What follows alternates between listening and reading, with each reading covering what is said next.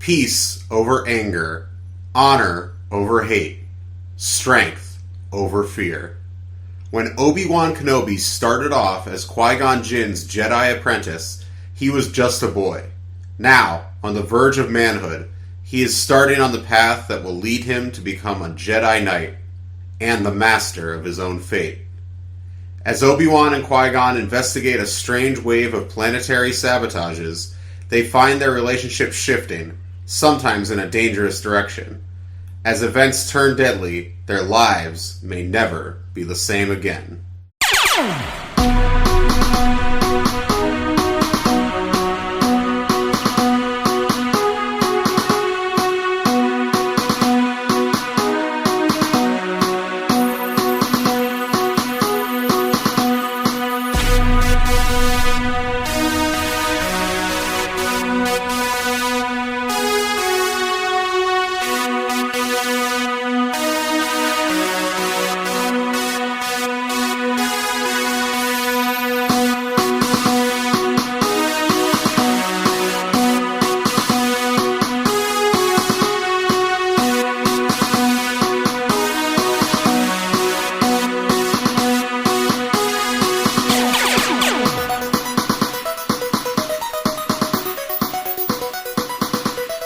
Hello, younglings, and welcome back to the Padawan Library, the galaxy's premier Star Wars junior novel podcast. I am Levi Paratic, and with me is Don Williams' biggest fan, Tim May.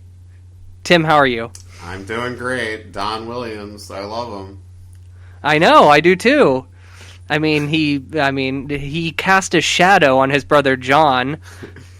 Well, what you're referring to is there was a flurry of speculation this last week because Don Williams, John Williams' brother, said to someone that John has written, 135 minutes of new music? Of new cues? It's not even... Yes. Not that there will be 135 minutes of music, but 135 minutes of new music. So... for episode 9, we should say. Yes. Now, and people are trying to speculate on the runtime based on this, and I'll say this. If they use all 135 minutes of his new music, which is unlikely, but let's say they do, plus let's account for maybe, I don't know, at least 20 minutes of old themes being reused, plus another 20 minutes where there's not music, at least, that's like... it's a very long movie. That's like 3:15, something like that.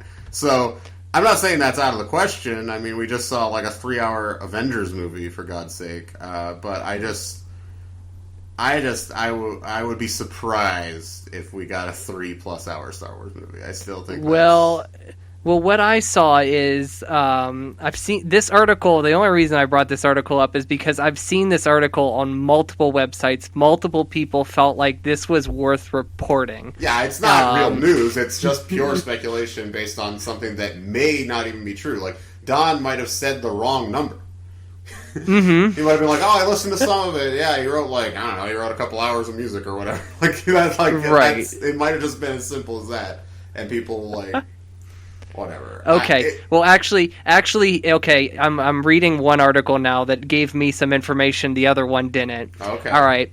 Don, okay, he is also a conductor, arranger, and composer himself. Okay. But he's most notable as a percussionist, and he's toured with Bob Hope, Tom Jones, The Supremes, Diana Ross, Sammy Davis Jr., and Burt Bacharach. Oh, man. And, so he's the Supremes drummer, basically. Is that what you're telling me? Jeez. I guess so, yeah. And I'm not sure. It just says tour. So, and he's also worked on Cats, Phantom of the Opera, and a chorus line. So he's an Andrew Lloyd Webber boy. Yeah, and not only is he, and he's also his brother's boy because he's apparently in the orchestra for Rise of Skywalker. Oh, that makes sense. So that makes some of the other orchestras. He's probably been in a lot of them, actually. So yeah, he would know how much music is in it. He is saying that that it is like wall to wall music. This movie. I mean, most of them are. To be fair, it's very rare. But I just think like there's more quiet moments than you remember in these movies, and like because you think of them as wall-to-wall music. So I don't know. I just think people shouldn't assume that this means the movie's going to be over 3 hours. Like he might have written that much music too, and JJ might only use like 70% of that music. You know, so which is, by the way, that sounds like I'm shitting on JJ because I have such a negative, but it's really not. Like that's his right as the director. The composer gives a director music, and they figure out which parts to use it in. To some degree. Oh shit! This is even more news. This is that I'm finding out. This is from a website called CNET. They reported this 3 hours ago. They're taking the same information, but apparently they're twisting it even more, and they're claiming that Don Williams said that the Skywalker score will include every theme you've ever heard. Huh. Okay, so that's not necessarily 135 minutes of new music then. Right, and here are the themes that he apparently referenced. He said he mentioned Leia theme, Yoda theme, sure. And the Phantom theme, which a lot of people are speculating apparently is Duel of the Fates. It should have Across the Stars, is what I'm saying. That's what I want. I agree too. That's the most underrated one of Star Wars piece there is. Battle of the Heroes from Sith is also very good. Okay. Very good. So, all of the scores are very good. The scores are all great. The new scores are great. I love Johnny. Anyway, that movie's still a while off, but there's one other piece of Rise of Skywalker news that I didn't see get reported on websites, but you and I both listened to the podcast, Podcast The Ride, which is a theme park podcast. Very fun podcast. You should check it out. And they had Jeff Garlin on this week. You might know him from Curb Your Enthusiasm or the Goldbergs. And he just said that he is in Rise of Skywalker. We don't know what the character is, but he said he's in it. And he didn't even know the name of the character. Like they asked him what the name of the character, and he was like, "I don't know." Had, like an actual scene in the movie, and that probably will make the cut. And I was shocked to see this. He had not been announced as being in the movie, and I was shocked to not see this just reported everywhere on the internet. But if you click the news tab on Google, there is no mention of this at all. Yeah. I'm going on his IMDb right now to see if it shows up, but I'm not seeing anything. Hang on, let's see. I mean, he may get cut out too, so who knows? Right. Well, he did say something about the fact that he worked very closely with Anthony Daniels, the C-3PO actor, as he called him. He didn't even know his name. I love that. That episode's very funny. You should check that out. He's a character. So, but yeah, no, I think he. So that's notable. I like Jeff Garlin, so that's cool. No problems there. Anyway, the real news that everybody's been waiting for. Who cares about Rise of Skywalker? What we really care about is the rest of this year's schedule for Padawan Library, right, Levi? I agree. That's the biggest news. All right, so and one thing, he is not in the credits on IMDb. Okay, well, Jeff, he might wind up being uncredited too. He might just be right because wasn't Simon Pegg uncredited in Force Awakens and he played Unkar Plutt? Yeah, I think so. Yeah. Yeah. Well, whatever. We'll see. He got 1 quarter credit. And my favorite character. So anyway, you guys know this week we're starting our last little run of Jedi Apprentice with the last book in the main series, The Threat Within. We'll talk about that later in the show. And we got 2 special editions, 2 Jedi Apprentice special editions coming up the next 2 weeks. And as we've been promoting all summer, we have our big retrospective episode where we're also going to talk about Claudia Gray's Master and Apprentice the week after that. And then I'm going to start there. So on September 14th, this is the first date that I'm outlining here, and we'll post something on social media with these with this schedule. But September 14th, the mailbag special that we've been promoting. We want questions, guys. Please send them to padawanlibrary@gmail.com or message us on Facebook. we'd like to have at least 7, 8 really good questions that we can kind of talk about for a little bit. It's going to be a shorter episode, probably an hour or so. Give us a little bit of a break after a long series. So that's going to be fun. But then it will be fun. Yeah, it'll be a lot of fun. Then we start on September 21st. We're going to return to the world of Jedi Prince, the sequel to The Glove of Darth Vader, The Lost City of the Jedi. We're going to bring back my brother Dan to do that.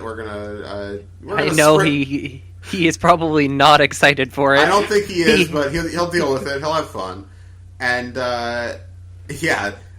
we're going back to that Goofy series. We're going to sprinkle those in throughout the run of this podcast. There's 6 of them. We don't want to, run out of them.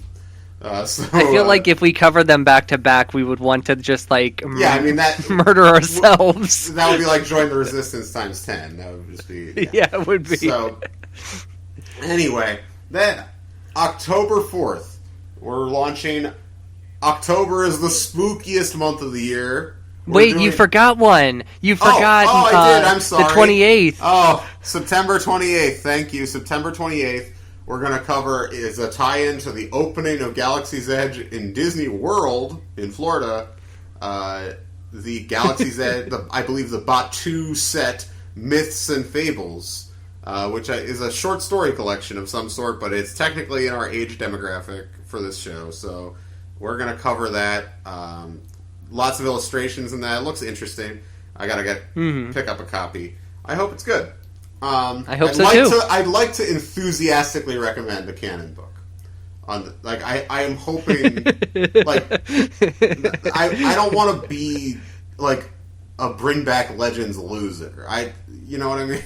I'm not one of those. I agree. So I'm hoping to like this one. Fingers crossed. So anyway, spooky times in October. On October 4th, we start Galaxy of Fear Month. Galaxy of Fear number 1, Eaten Alive. October 11th, Galaxy of Fear number 2, City of the Dead. October 18th, Galaxy of Fear number 3, Planet Plague. And October 25th, Galaxy of Fear number 4. We're doing 4 in a row, The Nightmare Machine. So that'll be a fun time. We might get a guest or 2 on those ones. So, I'm excited about those. I read those when I was a kid. I am too. So, I actually have some vague memories of those ones. So, I'm curious how that'll factor. Because, most of the Jedi Apprentice, we're all coming to completely fresh. So, this one is more, especially these early ones I read. I don't think I read the later ones. And and the idea there is that, we'll see if we go 3 years with this podcast, but the idea is that we would do, there's 12 of those books, and every October we do 4. Right. We'll see. There's also Friday the 13th to take into account. We'll figure out some way to do it. We'll figure out a way to get all of them in before we do end the podcast, so don't worry. We're not going to leave that unfinished whenever we do end, which, by the way, is at least 1.5 to 2 years away, guys, so relax. Yeah. We're just we're going to run out of material at some point, so, don't expect this to go on forever, is my point. Well, we could always go into the broader world of junior novels if we want to. There are maybe options. We'll see where our enthusiasm and where the audience's enthusiasm is for that when we get to it. We've got a while to go before we finish the original mission of this podcast, Levi. So I feel like we shouldn't start planning years ahead. For this thing that we both do in our spare time. As we plan 4 months ahead. Hey, if I'm doing it in my spare time, I do got to plan 4 months ahead. I got to know. So, November 1st, we return to Jude Watson. So, I'm sorry if you guys, that's a month, really 2 full months, but, a month and a half where we're not talking about it at all, off of Jude. And, I just thought, let Apprentice marinate a little bit before we jump into Jedi Quest on November 1st. Jedi Quest, the hardcover book, sometimes subtitled Path to Truth. It's not always hardcover, I guess. I think there's a paperback. So I have a paperback, yeah. Okay. So that is going to be the first thing we do. Then, on November 8th, Jedi Quest #1, the first book of the regular series, The Way of the Apprentice. November 15th, Jedi Quest #2, The Trial of the Jedi. And then by the way, at that point we are returning to our regular schedule where we're going to do 3 of the Jude books basically, and then 1 off week. So the off week for November 22nd is going to be Cobalt Squadron, which was a tie-in to Last Jedi with Paige and Rose. Rose's sister Paige. It's a sister story of some sort. We both own this book. We haven't read it yet, but I'm looking forward to it. That feels like one that we're both going to like because we like Rose. So I feel like there's a good shot at us liking that one, and we're big Last Jedi fans. So I feel like it's possible that that'll be the first new canon thing that we really embrace on the podcast. I hope Myths and Fables is good, though. Anyway. I do, too. So, then we return to Jedi Quest on November 29th. Jedi Quest 3, Dangerous Games. December 6th, Jedi Quest 4, Master of Disguise. That's the one with the Turtle Man, Turtle. And then December 13th, Jedi Quest #5, The School of Fear. And then, okay, so then you're going to get 2 episodes in one weekend. On December 20th, which is the release date for Rise of Skywalker, December 20th, you're going to get Spark of the Resistance, which is a book that's not out yet. It comes out in October, but that's the young readers tie-in book prequel to Rise of Skywalker. So that takes place between Last Jedi and Rise of Skywalker. So we're going to do that one. And then that weekend sometime, either the Saturday or the Sunday, so the 21st or the 22nd, we are going to have our Rise of Skywalker review episode that'll just kind of be like the celebration episode earlier on this feed. That's just kind of a raw take. We're not going to do any big editing on that. We're just going to record it, and I'm going to dump it. So, so there's that. And then on the last Friday of the year, December 27th, we're taking that week off. So, like, I'm not, and then we'll return to the new year to Jedi Quest, most likely. And, and we'll announce the schedule for that, in December or whatever. So, so there's all the books. We'll post this, so if you want to prepare, read ahead. I know some of you read right along with us, but if you need to read ahead or whatever, or if you just want to know what we're covering and have a general sense of it, then that is it. The only other thing I have to say is Jedi Quest, since that is the kind of next big project. We have these little side projects going before that, right. But that's the next big project. Jedi Quest, an interesting thing, not the hardcover first Jedi Quest book, but the main series is available to buy for your Kindle, digital copies on Amazon. Oh, wow. I was surprised to see this, and I was like, is this a new thing? No, they did this in 2014 for this series and for Last of the Jedi. Not for Jedi Apprentice, which is very baffling. If you haven't read these before, and you don't, and they are, they can be annoying to go to a bunch of different places to track them down. They are very readily available, unlike Jedi Apprentice. So these, not that those aren't available, but you know what I mean. Like it's you don't have to go to thrift stores or used bookstores, and you don't have to look on eBay or whatever. You can just get them and digitally. There is there's audiobooks too of these. I'm really? seeing on Amazon right now. Yeah. And who is the narrator?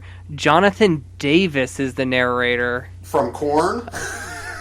I'm not sure if it's him. This guy, he has a lot of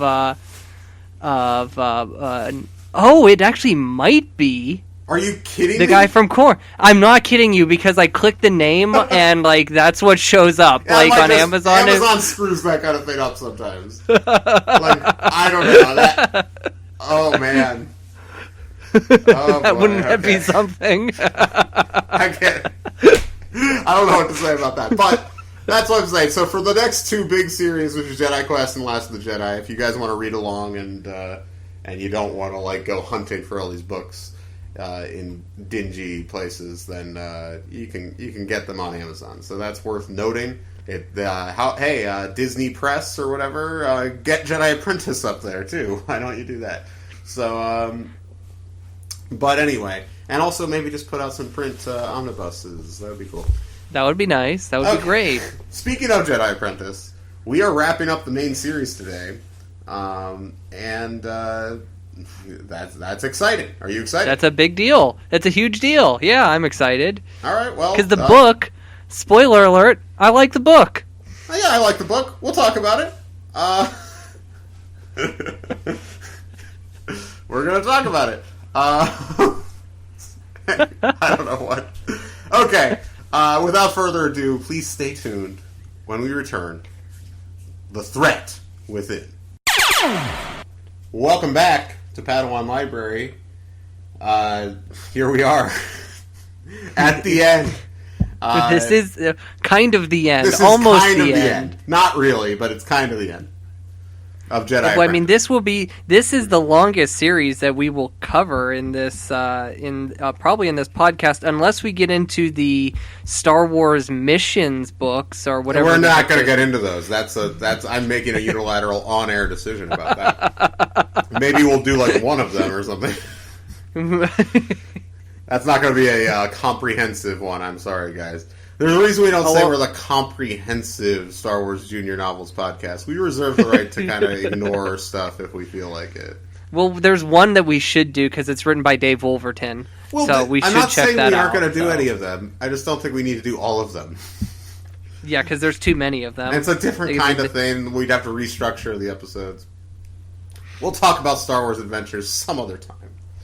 Missions. I'm sorry. Missions. And I think it's both. There is a version that's Adventures that's the same kind of thing from like when the special editions came out. I'm almost positive. But anyway. So.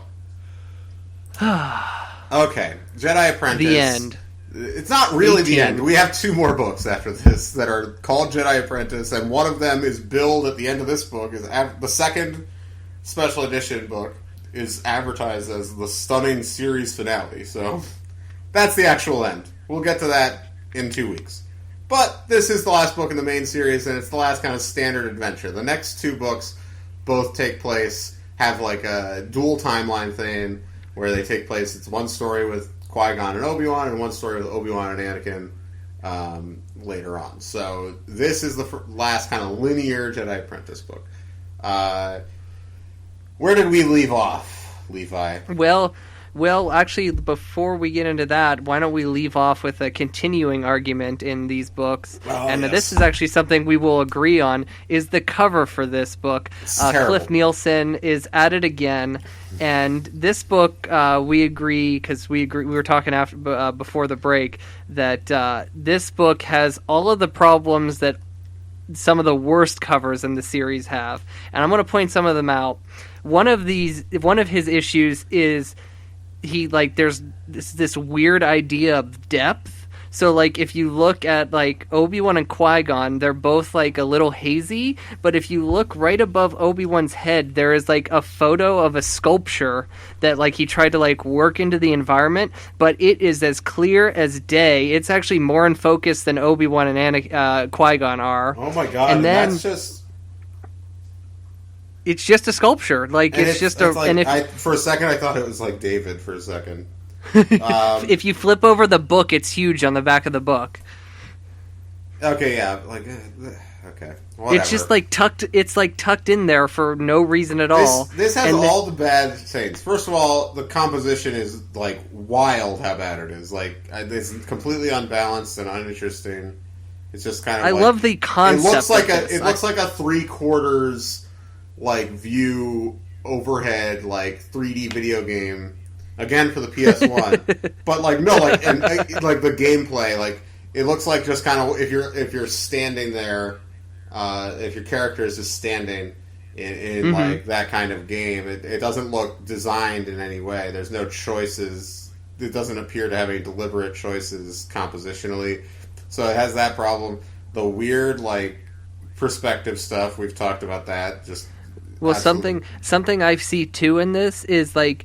Qui-Gon's hands are gigantic, and this is, if you look on the Call to Vengeance, his hands on that cover are also gigantic. So, like, for whatever reason, Cliff he wants it to be known that Qui-Gon has massive hands. Yeah, well, I mean, I think Liam Neeson has pretty big hands. But He might. And also, my final criticism of this cover is, and I want to get into something here again. I mentioned before I want to find the model who was young Obi-Wan on these books, right. And I still want to do that because I want to do a short documentary about this guy and like let the world know he was just like, oh yeah, I was Obi-Wan Kenobi, and nobody knows that I was Obi-Wan Kenobi. But Obi-Wan Kenobi on this book does not look like that kid. Obi-Wan Kenobi apparently on this book looks way more like Hayden Christensen, in my opinion. Don't you see it? Oh, wow. The hair, yeah, if you look close. Yeah. Wow. That's like, surprising. the hair isn't even like Obi-Wan. It is Hayden. All right, well, one last thing about this. We often talk about, okay, like, what is this depicting from the book? This does depict a scene from the book. But I don't think it does. And it's kind of a significant scene, but it's just very misleading. We'll get to it, but, like, I don't think it's a great cover in that regard either. Like, in terms of what the book it's advertising. Now, I will say, if we will talk about The Threat Within, if that is a good title at the end of the book when we're done talking. But I think it's good. I think it's all right. I think the title doesn't bother me. The titles can be a little hit or miss, but I'm not, like, down on the titles, generally speaking. It's really the covers that are the problem. You know, we've had our big knockdown, drag-out fights about the covers, but I think we both generally agree that almost all of them are bad. So it's like... Some are good. Some are good. but a lot of them are not good. I feel like even the ones that we've both had huge disagreements about, the one who, quote-unquote, liked the cover is not trying to say it's actually good, if that makes sense. Does that make sense? Like, I don't think the Only Witness cover is good. See, but you know what I will say about these covers is if you look at like these covers and compare these to some of the Jedi Quest covers, and then compare them to like the first 5 Last of the Jedi covers, because after that, I don't know if you've noticed this, Tim, but after book 5, the Last of the Jedi becomes Last of the Jedi. They drop the from it, and they change the covers completely on those. But, like, I think these Jedi Apprentice books are, like, some of the better covers that we're going to cover, like, in the whole course of this series. I agree when it comes to Quest. I don't really fully agree when it comes to the last... At least, I think the first Last of the Jedi book has a fine cover. Some of the later ones, some of the, like, the middle ones. Yeah, book 3 is especially gruesome in my opinion on that series. Those middle ones are bad, but then with book 6, I believe Drew Struzan takes over, and so they're like solid, just classic Star Wars looking covers. Like, however you feel about that. I mean, it's obviously like, you know, him at his laziest when he does Star Wars book covers, but they still look. It looks like Star Wars very definitively, so it's fun. Anyway, so so where we last left off. You go ahead. The last book was... What was the last book? The Only Witness. The Only Witness. That was... and the last book, not that we pick up anywhere where we've left off from there. We start on a whole new mission in this book, but in the last book, of course, Obi-Wan and Qui-Gon were called to... what was the name of that planet? Because it reminded me of, like, a pasta sauce, like Prego. Something like that. Oh, it was Frago. Frago, yes. They go to Frago, and they meet a character who Obi-Wan has the hots for, and she's her husband was just killed. He was Obi-Wan part of a crime family. Horny last book. He was very, very horny in that book. Man. Remember when he awkwardly like waits outside her room at the end of the book, and then he also has that thought about, well, if she becomes a senator and she's on Coruscant, I'll get to see her more. So anyway, we don't actually need to recap that book in any significant way. No, because there's no hormonal angst in this book. So this book, I'll start off here. First of all, there's a dedication at the beginning of this book, which she's only done once before. And we can't figure out anything about these people because we just get first names. Nope. So, for Nora, Emma, Cleo, and Elliot, may the Force always be with you. Here's my guess. These are people who she knows. Yes, I agree. So anyway, that's cool. It's a pretty standard dedication, but I'm thinking, it's either maybe family members or if she has like a writing group, lots of something like that. So cool. This is the last one, so I get why she would put a dedication in there. I don't believe those are the names of any of the women that she thanked in the other book that we assumed were ghostwriters. Yes. So, anyway, let's start off the actual book. Chapter 1. So, Obi-Wan is now 17 years old. He's been doing some stealth training by himself in a room in the Jedi Temple. Oh boy, something happened. Okay. And I'm sorry. Guys, I'm falling apart here. Qui-Gon interrupts this training to tell him that they've been summoned to see the council, and they've been at the temple for 2 months without being given a mission. So Obi-Wan is excited. Mace Windu lets them know that this is a mediation mission in the Vorzid system, 5-planet system that's never had any war or conflict before. They have always been an interdependent system, so conflict between two worlds could snowball into something bigger. Vorzid 4 and Vorzid 5 are the planets in conflict in this particular situation. So, Jocasta Nu fills them in on the rest down in the library. The Padawan library. And, Jesus. Vorzid 4, on their side, they're the ones who made the request to the Jedi, specifically through their leader, Chairman Port.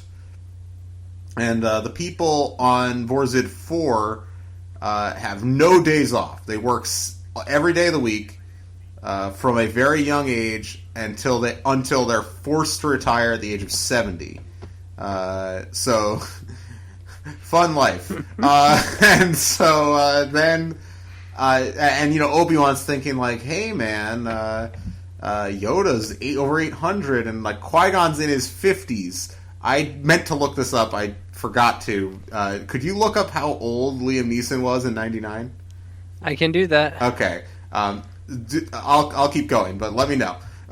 Okay. Anyway, so Vorzid 4 is a mostly agricultural. It's like an agricultural planet, and they provide the majority of food for the other 4 planets in the system. So they're the dominant economic power in the system. But Vorzid 5 is starting to build casinos, and they're gaining some level of economic independence and power over some of the other planets in the system. Chairman Port of Vorzid 4 claims that his planet is being attacked by Vorzid 5.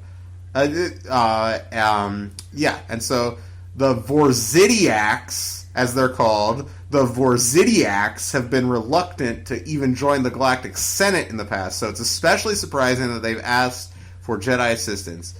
Obi-Wan is very happy to get out of the temple, but to him, this mission sounds boring. Yeah, I've done the research. Okay, I've crunched the numbers, and Liam was 47 in 1999. Okay, so he's in his 50s, 12 years before Phantom Menace, according to this? Apparently he is. So he's in his 60s in Phantom Menace? Hang on. We need to now figure this out. I'm going to go on his Legends page and see if it has like when he was born and then like when he died to try to figure this out. Yeah. All right. Here's the clicking the Legends tab. All right, he was born in 92 BBY and died in 32 BBY, so 92. He would have been 60. 60, yeah. 60 years old? He looked good for 60, damn. He looks like 40 in that movie. Yeah, I know, he does. He's a relatively young man. That's how old he is now.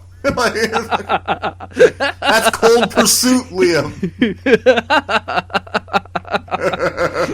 Anyway. Too true. Okay, Obi is freaking what, 25 or something? I think he's 24 in that. Okay, all right, so but still, we're a long way off from that. By the way, make Alec Guinness 54 or something. Although I guess he might have been. People aged differently back then. Because everyone smoked. That's the reason everyone smoked. And everyone drank. All the time. Yep, and Tatooine. And Tatooine. You can. I just mean in real life. But yes, okay. So, all right. Chapter 2, baby. So they're on the ship. Qui-Gon, he is eager to get off the ship. He's just spent the journey reviewing the data disk, and they were very, very boring. A lot of corporate history. Nothing to give him a sense of what life is like on Vorzid 4. So they land, and they're met by a Vorzidak with Vorzidiak, sorry. And he's got, I don't know if we mentioned this, but the Vorzidiaks have antennae, little things that stick off the top of their head, and they are very expressionistic. So the Vorzidiak they meet, he has nervous twitching antennae. And Qui-Gon is wondering if he's nervous because they rarely meet off-worlders. This Vorzidiak, he says nothing to the Jedi. Qui-Gon even tries to ask him questions. He doesn't respond. He just leads them through the lifeless streets. It's midday. There's no markets. There's no fun architecture. There's no windows. Nothing but tall, color-coded hexagon buildings built for maximum efficiency. I gotta say, this has we've had this beginning. They get briefed for the mission, they land on the planet, they're walking through. I love this kind of trope in these books. So they're led to a building, and they take a turbo lift that takes them straight to accounting. And when they get off, there's a Vorzidiak that hurries. He was in a hurry, and he bumps into Qui-Gon and Obi, who are trying to get off the turbo lift. And their guide speaks, and he says, "unproductive entrance" to the guy, like he's trying to slight the guy. And for whatever reason, I thought this guy running into them was going to be important later in the story. It's not important later in the story. Oh, yeah. So they find themselves in an office building, many rows of small desks with only numbers to separate them. Every desk has a worker. They're all wearing the same collarless jumpsuits. They all have headsets. They're all entering data into computers. And they wonder, is this where we're going to meet Chairman Port? Is this where he runs the planet from? And sure enough, Chairman Port comes out, but he himself is in a hurry. He tells them that Vorzid 5 has been sabotaging them. Even though they have cast everyone from Vorzid 5 off the planet, there are still attacks. No one has been hurt, but it's just slowing down productivity. And Qui-Gon goes, "What's your evidence?" And the chairman, he glosses over this question, and he says, well, you're going to contact Vorzid 5 immediately, right? And Qui-Gon, he's like, I am not convinced at all that Vorzid 5 is a part of this. It makes no sense for a now prosperous planet to start attacking another planet. I want to see the sabotage scene first. I want to get a sense of how these people live on Vorzid 4. What are they doing when they're not working? Oh, and by the way, we need a room to stay in for the night. And Port, he obviously wants to be doing more productive things. He's all confused. He's like, not working? Vorzidiaks eat, sleep, and repeat. And then someone burst into the room, and it's like, there's been another attack! And their productivity monitor is calculating erroneous data. Erroneous data is being entered into the computers, and it's slowed down production by 6 days.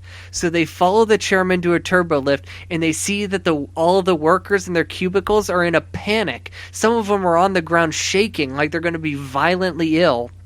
Qui-Gon knows that their Jedi robes make them stand out like a sore thumb, but he can't help but thinking. Hang on.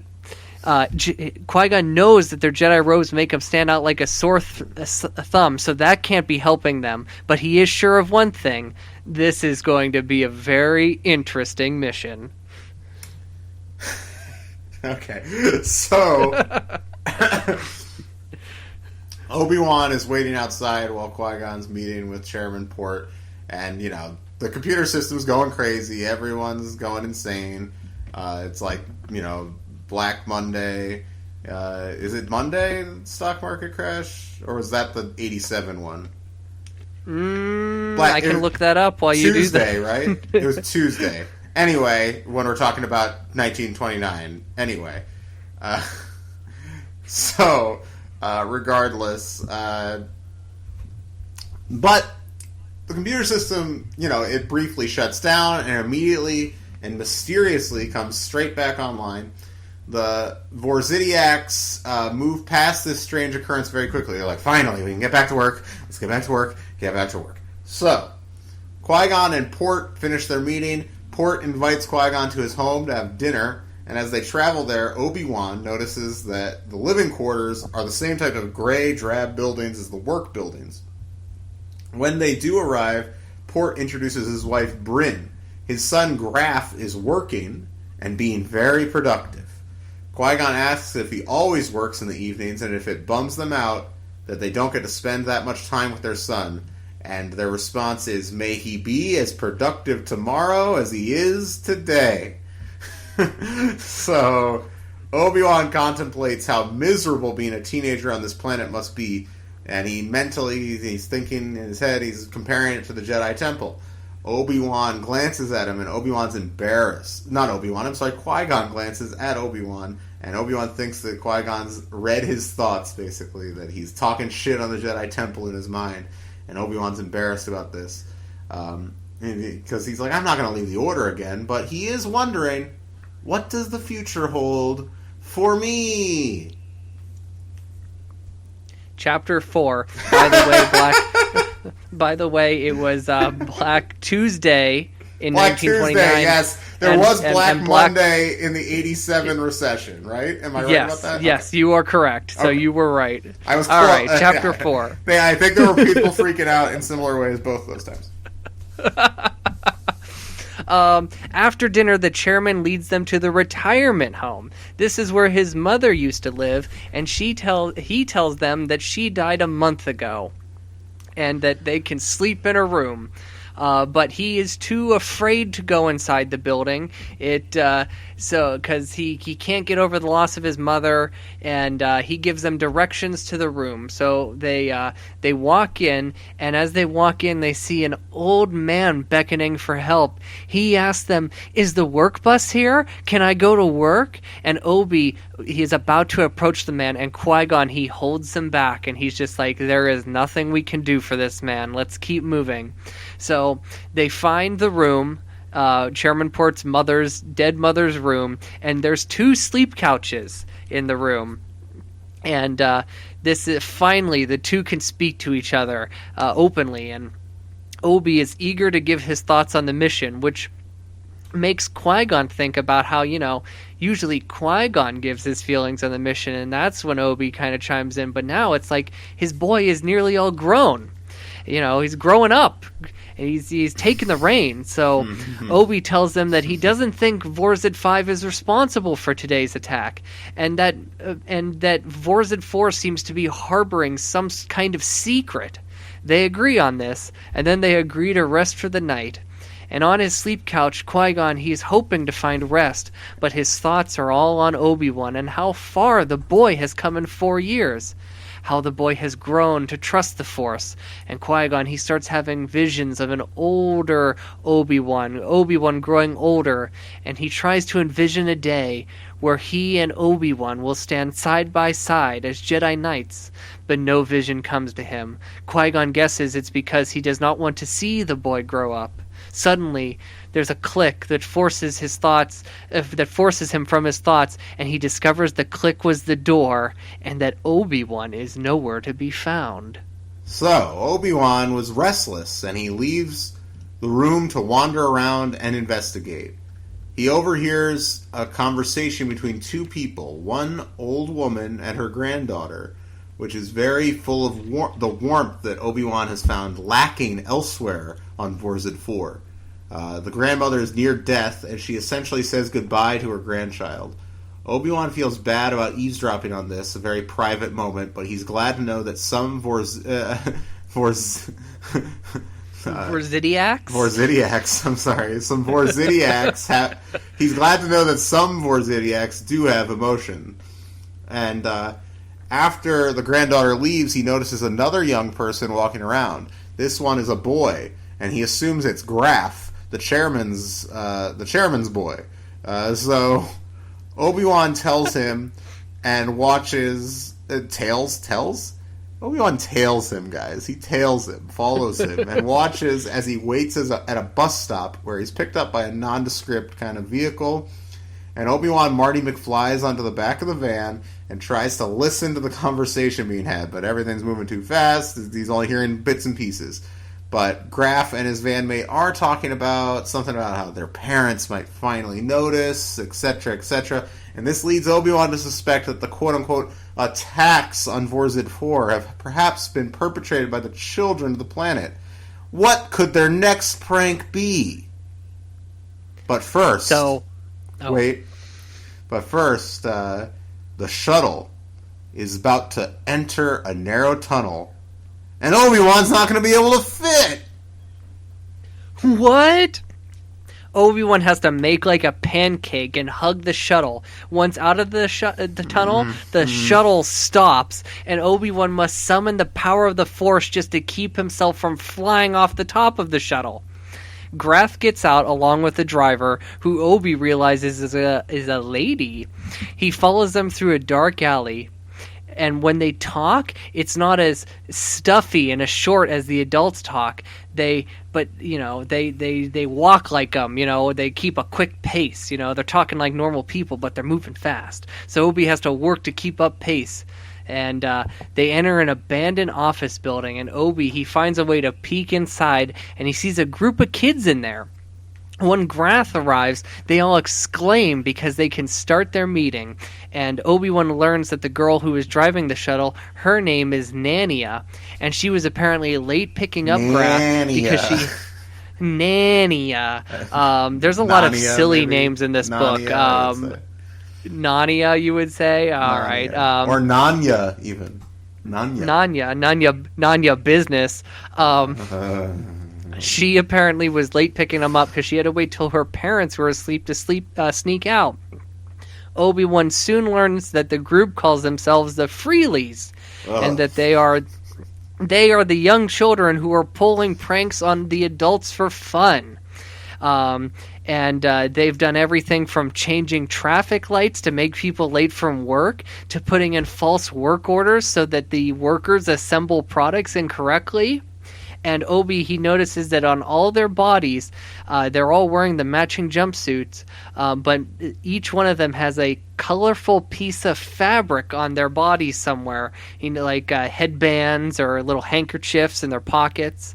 And when they talk about their pranks, they each take turns, like they're telling stories, and there's little mentions of that, how this is all part of some larger plan to make the adults think. So I just want to make a comparison for all my Dragon Ball heads out there that don't listen to this podcast. But this is like the group of orphan children that Gohan meets in that filler episode of Dragon Ball Z during the year between Raditz's arrival on Earth and when Vegeta and Nappa show up. Continue. All right. From there, where I've lost my place entirely. It's okay. Obi-Wan, he's all confused. He can't decide if what they're doing is wrong, because if he lived on this planet, he'd get a kick out of pranking the adults too. And suddenly this triggers memories of Melita Dawn. And while lost in the many complex emotions that blanket his memory of Melita Dawn, he fails to notice that a Vorzidiac girl is coming up right behind him. And on page 38, Obi-Wan tries to talk his way out of this situation. As he listened... Oh, wait, that wrong page. That's 32. 38. "Hey, what are you doing out here?" she asked. Startled, Obi-Wan looked up and quickly pulled his hood over his head to hide the fact that he didn't have antenna. Luckily, the office building was quite dark. "I'm not feeling well," Obi-Wan said, getting slowly to his feet. "I came out here to rest, but I think I should just go home." The girl eyed him curiously. "What's with the funny clothes?" she asked. Obi-Wan looked down at his Jedi robes. "It's my new bathrobe. I had to sneak out at the last minute and didn't have time to change." He looked at the girl's plain tunic and hoped that the Verzidiacs had different night clothes. "Weird, isn't it?" he added shyly. "I guess," the girl replied. Obi-Wan thought she looked a little doubtful, but she smiled casually before she headed down the corridor and opened the door. He made his way down the steps, and he heaved a heavy sigh of relief. So far, so good. Yeah, right. Classic Debbie. I'm sorry, classic. I'm sorry. I almost said classic Debbie too. That's a name that we sometimes call Levi. The people know. Okay, I meant to say classic Obi-Wan and the ladies, but it fits you too, I guess. I don't know. At least from a while ago, anyway. So, Chapter 7. Qui-Gon is concerned that Obi-Wan still hasn't returned, and he considers contacting him via comlink, but he thinks to himself, and I'm going to read a little bit here. All right. Let the boy do some exploring. He is not a child who needs constant instruction any longer. He may be doing something important, and his investigations may prove fruitful to the mission. Qui-Gon put his comlink away with a sigh. Again, he was bombarded with images of his Padawan, images of a talented, impatient boy becoming a man. They had been through a lot together. Revenge, deceit, war, death. And things had not always been smooth between them. They each had a strong will, and those wills sometimes clashed. But they also had but they had also grown to depend on and trust each other. More than a formidable Jedi team, they loved each other and were true friends. And he looked around. As he looked around the empty room, Qui-Gon wanted Obi-Wan to stay a young man forever. He did not want him to change, to grow up. If he does, I will lose him, he thought, just as I have lost Tall. Qui-Gon was horrified at his own desire. How could he want such a thing? Obi-Wan had his own life to live, his own destiny. It was not Qui-Gon's place to interfere with or wish it to be any different than what it was meant to be. As he lay back on his sleep couch, guilt and sadness kept him awake. He tried to let the emotions flow out of him. It was a long time before they finally did. So, some interesting stuff there about their relationship. Mm-hmm. Qui-Gon's going to be an empty nester in 7 years. But but still very good. Anyway, right after this, Obi-Wan returns. He's very excited to tell Qui-Gon what he's discovered. First, he tells him about the grandmother and the granddaughter having this nice moment. This warms Qui-Gon's heart. But then he gets to the main attraction. The kids of Vorzid 4 are behind all these pranks. All these pranks. These funny pranks. I might as well call them Jamie Kennedy, because this is an experiment, baby. So, Obi-Wan wants to infiltrate the Freelies, as they call themselves, to learn more. And at first, Qui-Gon disagrees with this, but eventually he comes around, because he thinks to himself, how can I tell Obi-Wan to trust his instincts, if I never let him do that? Never let him follow them. So he gives Obi-Wan 3 days to turn something around, convince these kids to come forward themselves and tell Chairman Port themselves, so that it's a more peaceful reconciliation rather than going straight to him. But if after 3 days, if they're not willing to turn themselves in, then Qui-Gon will tell Chairman Port. So, Obi, he's tossing and turning on his sleep couch with excitement. He can't believe that Qui-Gon is giving him this opportunity to take charge. his mind is too busy formulating plans on how he's going to infiltrate the Freelies, and he's just excited because he's going to be running with a gang again, just like on Melita Dawn. So when he finally does doze off to sleep, it feels like he was immediately woken up by Qui-Gon, and it's because it's the start of the day. They head to the chairman's house, and they find that him and his wife have already left for the day, and they have left cold breakfast for the Jedi, and a note for them to come by the office ASAP, so that they can call Vorzid 5. Qui-Gon says he'll do his best to stall, and Obi says he wants to scope out the school, see what the learning facilities are like. So he goes into Graf's bedroom and starts rooting through his stuff. And he finds a jumpsuit, and he thinks it'll be good, get a jumpsuit on, and then he cuts the hood off of his robe, and he makes a bandana out of it to hide the fact that he doesn't have antennae. So at the school, he's doing some more snooping, looking in the windows. He sees that this isn't like a school, it's more like a training facility, and then all of a sudden he's starting having flashes of Keegan and the relearning facility. Everyone's favorite Jedi Apprentice book. It's better than the other one with King King Kana. It's not the best Kana. one. It's just whatever. We'll talk about this in a couple weeks. The one we speculate is ghostwritten. Anyway, he peeks in some more windows and he finds the infirmary. And most of the kids in the infirmary he notices are kids that he saw at the Freelies meeting. However, none of them seem to be sick. Then an adult enters and they all drop to their sleep couches in fake illness. When the adult leaves, they go back to hanging out. Just feeling fine, talking, having a good time. Obi-Wan decides he wants in, so he uses the Force to raise his body temperature and gives himself a fever. When he approaches the door, the kids inside tell him to push the button and hold it. This causes the door to remain open, and all the kids escape. Obi-Wan, he goes with them while they ditch school, and they start to talk about their new and complicated plan. There's a kid among them. He's young, he's hip, his name is Flip. And he looks up to Graf, their leader, and the Ports kid, and they start to giggle and say it's time to get to work, but they doubt any work is going to get done. But after their prank goes off...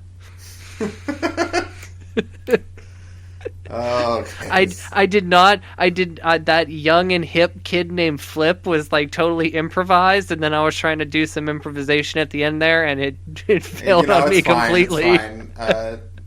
Nobody listens to this podcast for the humor, but it is what it is. So, Chapter 9, Qui-Gon heads up to the workspaces and to see Chairman Port, who is freaking out because the main operating computer is malfunctioning again.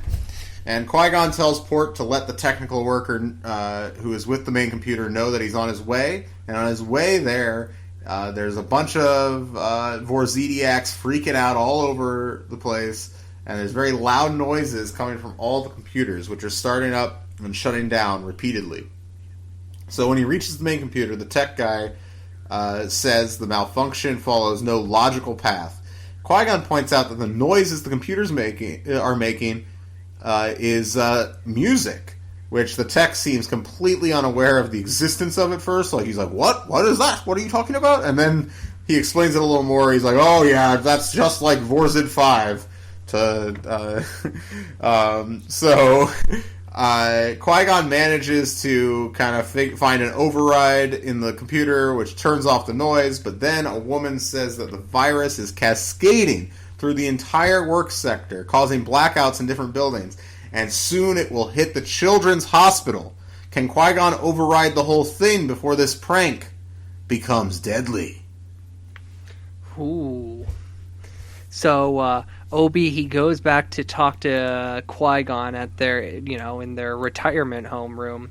And I'm going to read the first couple pages of this chapter here. The shuttles are set to blow tonight when everyone is sleeping. Grath assured me that no one will be in the shuttle bay. Obi-Wan tried to sound confident as he reported the Freely prank to his master. He wanted to mask the unease that he felt. Already he thought that infiltrating the Freelies was taking too long. He wished he had been able to keep the kids from planting the explosives, but he hadn't seen a way to do it. As soon... I'm on the right... Are you on the right chapter? I'm in the right... Nope, I am not. Never mind, folks. Chapter 10... I was going to say, I'm not seeing any of these words here. Never mind. Chapter 10, Obi-Wan, he follows the Freelies, and he blends in with them, and he's expecting someone to turn around and ask who he is at any moment, but no one does. And he figures out that girl who caught him in his bathrobe the night before is Nania, and she was the one also driving the shuttle. So they head to the refuse facility. This is where they met the old office building. And Obi-Wan wonders if their next prank is going to involve garbage. But he soon discovers that their shuttle that they're riding in is hidden under trash there. So they all pile in the tiny sedan like a bunch of cars, and they take off. And this is when Obi-Wan realizes that the vehicle is full of explosives. And when they arrive at their destination, all the kids get out and they all grab handfuls of explosives. And they're at the public transport depot, and they're putting the explosives under the public shuttles. And Obi, he's very concerned. He asks Grath, when are we triggering these? And Grath tells him, we're putting them on now. No one's going to notice them during tonight's ride home. And then in the middle of the night, when the shuttles are not in use, we're going to blow them all to hell. Don't worry, no one will be hurt. That's our golden rule. And a still worried Obi-Wan starts placing explosives. So, if they can't make it to work anymore, the workers in the following morning, if those shuttles explode, yes, if they can't make it to work anymore, a lot of Vorzediacs might be filing for Chapter 11, bankruptcy.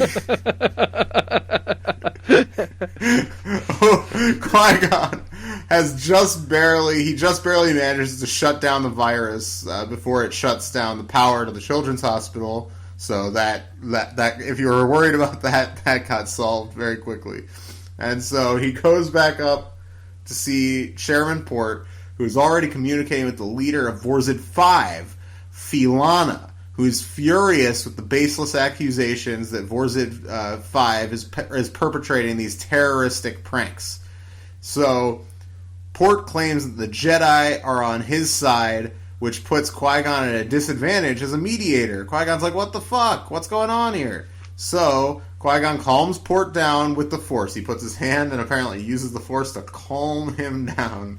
And he tells Philana that all Port meant to do was inform her of the attacks, and that Vorzid 5 could experience similar attacks. And Felina says Vorzid 5 is prepared to fight, which Qui-Gon interprets basically as a threat, which obviously it is. So Qui-Gon returns to his quarters and paces around the hallway. He needs to contact Obi-Wan, but he doesn't want to blow his Padawan's cover or hurt his confidence. But while he's thinking about this, Qui-Gon is asked by the old woman from earlier, you remember, that's staying in this retirement thing, that was meeting with her granddaughter. He's asked by her to visit with her for a little bit, and he's happy to. He's happy to sit down and talk to a regular person for a while. And she talks about how the Vorzid way of work and all that stuff, sometimes she wishes it weren't that way, she says. Trey, her granddaughter, says it won't be for much longer, but she's like, what can a bunch of kids do? And Qui-Gon is very interested in this woman's story, but he hears footsteps in the hallway, and he senses, that's Obi-Wan. He must speak to his Padawan. Which he does. He says, the shuttles are set to blow tonight when everyone is sleeping. Grath assured me that no one will be in the shuttle bay. Obi-Wan tried to sound confident as he reported the Freely prank to his master. He wanted to mask the unease that he felt. Already he thought that infiltrating the Freelies was taking too long. He wished he had been able to keep the kids from planting the explosives, but he hadn't seen a way to do it. It was too soon to reveal himself. Qui-Gon was silent. "They do not want to hurt anyone," Obi-Wan added. "Someone will be hurt just the same," Qui-Gon said when he finally spoke. "People were almost hurt today." Obi-Wan knew that his master was right. The Freelies were going too far, and there was more at stake than they realized. All they wanted was to show their parents that they were alive, that they needed more from them than just work training. They were going about it the wrong way. Now Obi-Wan wondered if his plan to stop them was all wrong too. Looking at Qui-Gon's face, he could not help but get the feeling that his master doubted him. "I fear that the pranks have risen to a new level. The children are over their heads. Today, Chairman Port contacted the leader of Vorzid 5. She was outraged at the accusations and is prepared to take action if they continue. There was also an attack on the central control computer. If I hadn't been there to help, it would have resulted in a power outage for the entire city and many lives lost." Qui-Gon spoke evenly, but Obi-Wan felt reprimanded all the same. Even though he shared his master's doubts, he found himself railing against them.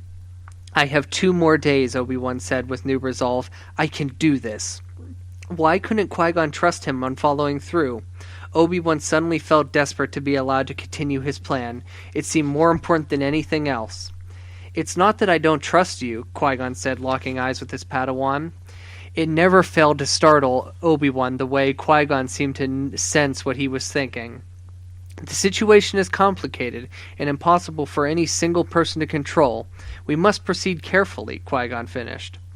Obi-Wan nodded. He was prepared to defend his future plan, but Qui-Gon had not cut him off as he had suspected he would. He was being given the freedom to carry on. Why, Obi-Wan wondered later, lying on his sleep couch. Why was Qui-Gon letting him continue when he obviously had no faith in Obi-Wan's plan? For a moment, Obi-Wan thought his master was giving him the room to fail, to teach him a lesson. But that could not be. A Jedi would never risk the lives of other beings simply to prove a point. Qui-Gon hadn't given Obi-Wan the chance to fail. He had given him the chance to succeed. Lying in the dark, Obi-Wan felt torn. He wasn't at all sure of that he was doing what he was doing was right, yet he had no choice but to move forward. My plan will work, Obi-Wan told himself. It had to. And then from there, and this is where things get complicated, folks, because I screwed up my notes, so I will be summarizing Chapter 12 and Chapter 13. So there's Obi-Wan is awakened when there is when their room door is hang on, I need a drink. I got a lot of summarizing here parched. To do. So parched. I can't wait for that Christmas break, you know? Oh yeah. give my voice a break. 4 months from now. So that was crazy. Their door. It's okay. Their door opens. It's Chairman Port. "The shuttles are exploding," he screams. "Some laborers were injured, and some of them may not survive as a result of their injuries."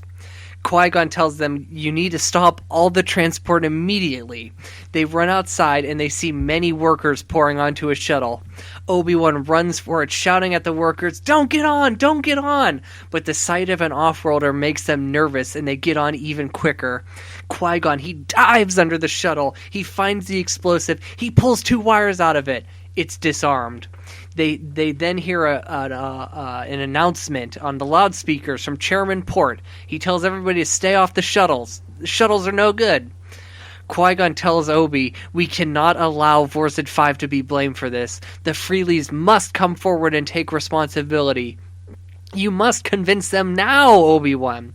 Qui-Gon leaves to help in the shuttle fiasco, and Obi-Wan cannot shake the feeling, through all of this, that he is being watched. And he turns around and he looks way up at one of the top floors of the retirement building, and sure enough, there's a person watching him from the window. Whoa. And then they disappear. So, Chapter 13. No. That was still chapter 12. I still have chapter 13 to do. Oh, okay. Cool. When I announced that, I had just read a section that I probably didn't need to read all of. Yeah. Obi-Wan decides to find Grath. He heads to his house and waits for him. When he finds him, he is shook. His eyes are red. Something went very wrong. He's ordered an emergency meeting, and he just hopes that no one at work training notices that all the kids are gone. At the refuse center, they quickly discover that Flip, the young and hip Flip, is responsible for the tampering of the explosives. He's hoping that Grath is going to give him praise, and he says, "The city is in chaos. We knew we could make a bigger bang if we put our minds together and waited until the people were paying attention, but now they really have to pay attention." This and following remarks divide the Freelies. It appears that some are more extreme than others. Chaos and yelling ensues until finally Nanya Business steps up and she says, "Stop! We're getting nowhere screaming at each other." And they decide to call the meeting, and they're going to meet again tonight at their usual time. On his way out, he's hoping to have a word with Grath, but Grath disappears before he can. But he does see Flip talking to a dark-haired girl he's never seen before. He tries to eavesdrop in on their conversation, kind of slip his way in there. And the girl says to Grath, the girl says to Flip, "Grath is on their side. We have no choice but to take action of their own." And then they leave. So Obi-Wan leaves, and he decides to head back to their room. And on his way, he notices the adults walking to work. They're walking in pairs. They're talking. They're enjoying the outdoors. And no one seems to be in a rush to get to work. Now, Chapter 14. Chapter 14. It's going to be a short one. Chairman Yes, Port. it is. Chairman Port is frothing at the mouth about Vorzid 5. They must take action against them now. Just as Qui-Gon is trying to calm him down, Felina shows up. The leader of Vorzid 5 shows up in the door of that room in person. And she once again denies any involvement in the attacks and promises retaliation if the false accusations continue. And Qui-Gon kind of just hangs back during this scene, and that's basically Chapter 14. All right. Back to you. Chapter 17. I am so parched. Not 17, 15. 15? Yes. Okay, there we go. I would have screwed this up again. I am a You mess didn't today. do Oh my! 15. We just have to read the whole chapter on here. Man, I am a freaking mess. Night rolls around, and Obi meets Grath outside of his house. He's about to tell him what he overheard Flip and the other girl talking about, but that's when Nanya Business pulls up, and they hitch a ride to the meeting place. Obi-Wan notes that while riding with Nanya can be a nail biter, but he makes a little quip here. Nanya nail biter. Nanya nail biter. That's like a. What's that? Never mind. Go ahead. Okay. I thought I had a joke and it's gone. It's okay. We're both not at the top of our game today. Thank God it's not really the last one. You're right. This would have been abysmal if this was the last one. So I guess that means we have to bring it in special edition too. Oh, yeah. That's got to be a peak episode of our show. I agree. But he makes a little quip. Sitting in the car seat was far more better than holding onto the roof. When they arrive, Flip and the dark-haired girl is already there. And Obi realizes that this girl, the new girl, is the girl he saw visiting her grandmother at the retirement home. Grath says hello to Flip, but Flip doesn't say a word. He's clearly still sore from earlier. Kin being sore at kin, huh? No. Grath starts the meeting, and it quickly becomes another shouting match. The group is divided, and suddenly, in the midst of the chaos, the lights turn on, and the Freelies have been discovered. So, Right then, Flip throws down a smoke capsule and the whole crew escapes up to the roof. Flip and Trey call out Grath or what are we saying? Grath. Like sure. Mark McGrath or Grath Brooks. Yeah, it's your favorite band, Sugar Ray. You're a big Sugar Ray fan, or were you just really into Extra? I'll tell you what I was really into. I was really into Mark McGrath and Joe Dirt 2 filling in for Kid Rock. Well, he's an upgrade from Kid Rock. I'll give him that. He is an upgrade from Kid Rock. So, anyway, Flip and Trey, they call out Grath for not telling the rest of them that Obi-Wan is a Jedi spy. Grath admits that he knew and didn't tell them, and Obi-Wan is absolutely shocked that anybody knew that he was a Jedi. And Obi-Wan pleads with them, reach out to the adults peacefully, but this falls on deaf ears. Everybody's just back to arguing, and so he walks away, and he heads back to the living quarters, back to the retirement community, and on the way he kind of reflects once again about his experience on Melita Dawn all those years ago, and we'll talk about this in our final thoughts, but this I thought was the whole kind of purpose of this book was the Melita Dawn connection in some ways. So we'll get back to that, but he just kind of reflects on that a little bit. And when he arrives back at their apartment, he brings Qui-Gon up to speed, and they commiserate a little bit and try to reason out who the informant who told the adults where the, what are they, the Freelies? The Freelies. Yes, I'm sorry, the Freelies, where they could have been. And they speculate perhaps Flip was the actual informant. And Qui-Gon is being very reasonable, but Obi-Wan is ashamed by his failure. So, I'm getting a drink here. Okay. You do you. Hydration. So, Qui-Gon thinks maybe he should press the boy, try to find out what's wrong, but he knows that will only make the feeling worse. So instead he offers that they should go out and spar. Maybe blowing off some steam will help Obi-Wan out. So they casually stroll outside and duke it out. And Qui-Gon, he notes how strong that Obi-Wan has become, and Obi-Wan notices too. And Qui-Gon thinks he's fighting like a Jedi Knight. And here on page 100, there's a little bit between the two of them. With a flash and buzz, the lightsabers met in a raised cross. Both men were breathless, sweating from exertion. This had been no lightsaber spar. Obi-Wan looked up at his master, his eyes bright and intense.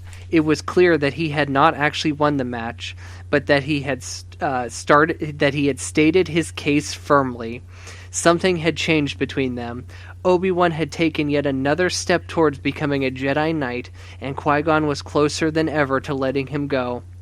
Without speaking, the two Jedi switched off their lightsabers and headed back into the retirement complex. You must go to Grath, Qui-Gon said quietly. The students and laborers have much to teach each other. Obi-Wan nodded. I agree, and as you have much to teach me, I am grateful, Master. Qui-Gon felt a surge of pride. Obi-Wan was a good man, and he would be a great Jedi Knight. We learn from each other, Padawan, he said, but thank you. Obi-Wan nodded. I think I should find Grath immediately, he said. I see now there is still a chance for us to stop the dispute and get the two sides to listen to each other, but we do not have much time. I think deep down the students and adults want the same thing. Yes, deep down. Qui-Gon agreed. So, Obi-Wan heads over to see Grath and Nanya at Grath's house, and Grath apologizes for not letting him know that he knew that Obi-Wan was a Jedi all along, and he apparently found out because he overheard his father talking about the Jedi who visited, including an Obi-Wan. Obi-Wan, you need to come up with aliases if you're going to be a spy. He then talks about how all of this got so out of hand. The pranks started as something that they just did when they were bored. But once Port, his father, started going off about Vorzid 5, the scale of the pranks, they increased. And their purpose grew. You know, they wanted the adults to wake up to some of the problems on Vorzid 4. And Grath, though, he's saying, it's definitely gone too far, and he wants to stop the next prank from happening. It was not planned to be deadly, but it did involve explosives, and with the way things have been going, and with Flip now in charge, who knows what could happen. And, by the way, Flip, Grath says, used to be such a great guy, and he admired me so much, and Obi-Wan thinks that actually Flip probably still admires you, Grath, but he's just expressing his hurt at what he's deemed as betrayal, and he's expressing it in dangerous ways. And so Obi-Wan suggests a meeting with Chairman Port and the other adults, and he and Qui-Gon will set it up and mediate the meeting. Grath agrees, but he thinks this meeting will be easier than convincing the Freelies to not go ahead with the next prank. So the two of them are back at the retirement home, and they're having a tasteless dinner.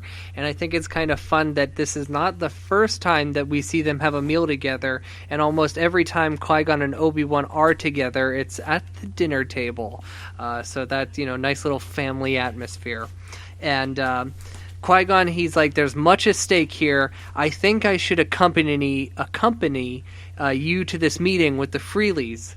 And Obi-Wan, he chooses food, and he says, I would like to go alone, he said slowly, to finish what I have started by myself. And they agree, because Qui-Gon will be at the meeting, so he'll get a chance to meet all the kids then. And then suddenly there is a knock at the door, and it's Grath. Grath comes in, and Qui-Gon introduces himself, that kind of thing. And it's kind of like, Dad meeting your friend for the first time. And then Qui-Gon, he's like, well, I'm going to get out of your hair, boys. And he starts to clear the table. And they go to the meeting. And when they get to the meeting, Grath, he apologizes to all of the Freelies for not telling them about the Jedi, but it's still apparent that some are mad, even though the ruckus is far subsided from the last two meetings. However, Trey, who is the girl that was hanging out with Flip, she's clearly pissed, and Flip is not there. So Grath tells them, we're going to go meet with the adults, even though it's going to suck, things might get boring again, I know these pranks were the most fun we ever had, guys, but life moves on, and it was never our intention for people to get hurt, and people are getting hurt, and that's just bad, guys. So we should go talk to the adults, and we should hash it out. And Nanya Business, she adds, if you don't want to go, then you don't have to go, and she stares directly at Trey. And they then ask, where's Flip? And she's all like, I don't know. And Obi-Wan can see that this chick is lying. So they agree to meet the adults, and Obi-Wan, he calms up Qui-Gon, and he says, we are on our way. And he's all like, great, my dude. All the adults are here, and I brought some of the retired people to the party. See you soon, bro. And then Obi-Wan... No, I don't like that. No, too much? No. All right. And then Obi-Wan, he announces, hey, the retired folk are Sorry. The retired folk are coming...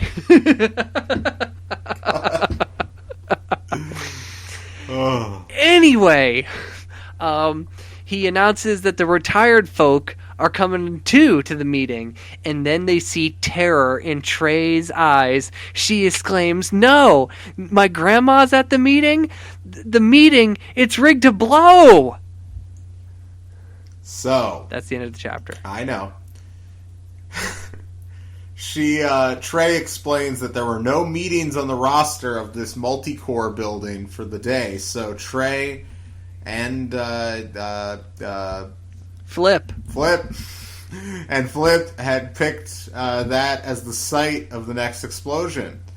Obi-Wan tries to warn Qui-Gon via comlink, but Trey and the crew have also jammed all communications. And she rushes out to a speeder, and she leads the way and begins hurtling towards the building. And I'm going to read a little bit here. Starting on page 114. All right. So, yeah. Unfortunately, Trey was not much of a pilot. If a ride with Nanya was an adventure, a ride with Trey was a hazard. The shuttle lurched and bounced, tossing the other Freelies around in the back. As he slammed into his seat, Obi-Wan tried to clear his mind. He wanted to send Qui-Gon a warning about the explosion, but there was so much anxiety and commotion in the shuttle, it was difficult to concentrate. He closed his eyes and shut out all the noise and emotion. Gathering the force around him, he sent a warning to Qui-Gon. "Get everyone out of the multi-core annex," he told him. "Now." Obi-Wan opened his eyes to find Grath staring at him. "I hope whatever you just did works," the boy said in a shaky voice. "If anything happens to my father because of me, because of what I've done..."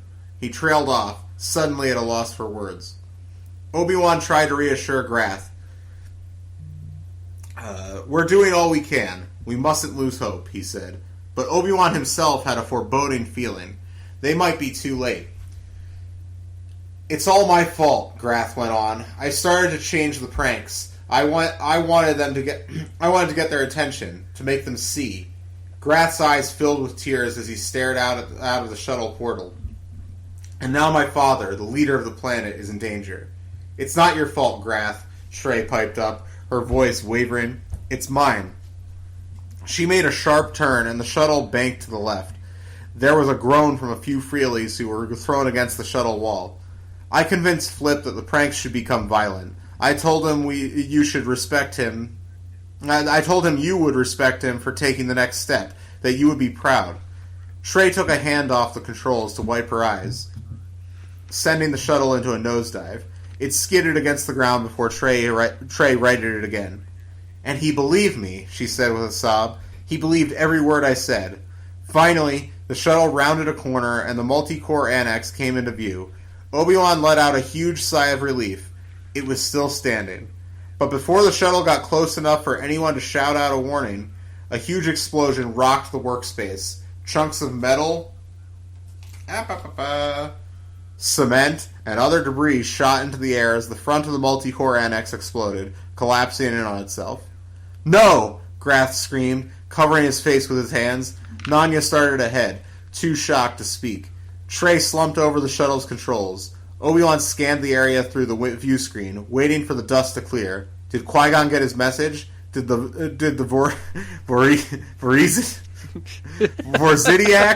Vorzidiacs get out in time? Obi-Wan sensed that his master was nearby, but could not tell if he was all right. Obi-Wan immediately saw a group of people. Some were crouched, others laid on the ground amid the rubble. There was not much movement. Forcing open the shuttle door, Obi-Wan raced toward them. He desperately hoped that he was not running toward the scene of death. As he runs for them, Grath runs past him because Grath sees his father. They embrace Antenna. They're happy to see each other. And then Obi-Wan, he finally sees Qui-Gon. This is the true inspiration for Avatar. Yes. Yes, it is.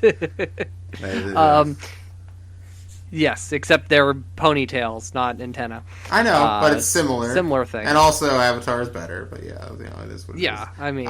we're Avatar fans on this podcast. Let's point that out. Yeah. Okay. Hashtag my number one movie, Avatar.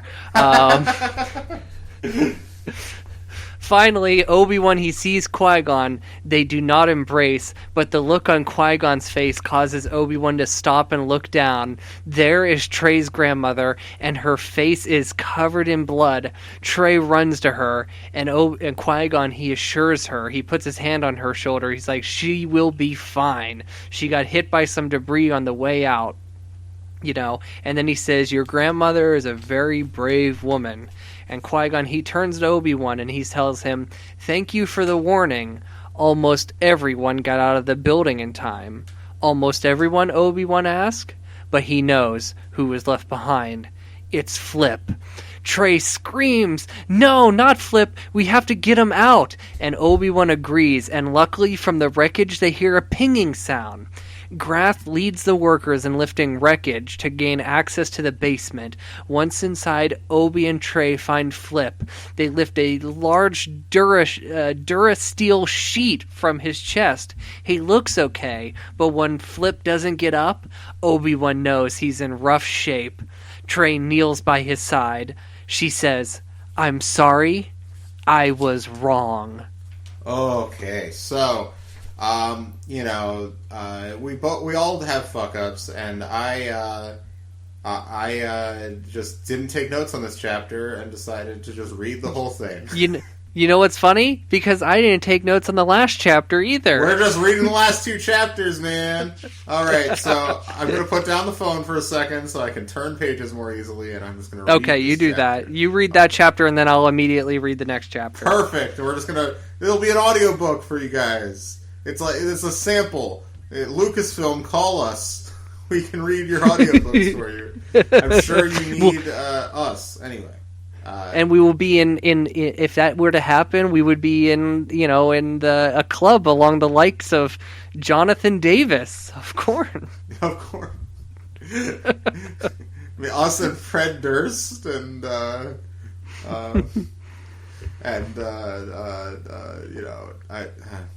I couldn't think of any other new metal people. God damn it. Okay. Trey stood as close as she could to the grave stretcher as Flip was slowly maneuvered out of the basement. Grath fidgeted nervously as they emerged. It was obvious to Qui-Gon that the boy wanted to talk to Flip, but that something was holding him back.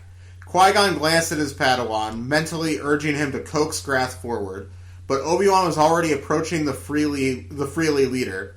Qui-Gon could not hear what Obi-Wan spoke into Grath's ear, but whatever it was gave him the courage to take a few steps toward the wounded boy.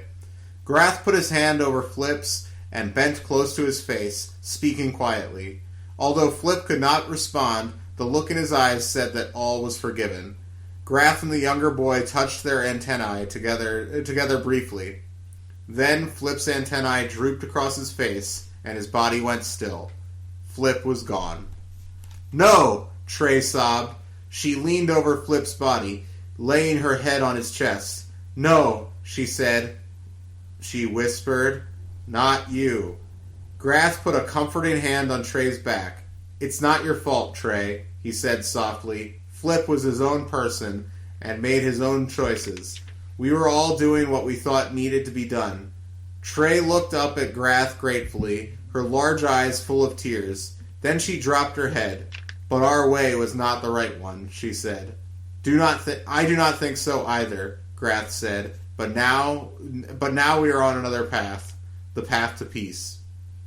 Trey nodded slowly. Qui-Gon sensed that over time she would come to terms with Flip's death, but it would not happen quickly. Grath gazed down at Flip's lifeless body, then leaned over and briefly said goodbye. Trey did the same, then several other Freelies. The medics covered Flip with a heavy gray cloth and loaded the grave stretcher into the transport. Grath, Trey, and Obi-Wan stood silently together as the transport took off. Slowly more Freelies gathered around the trio, twining their arms and droning.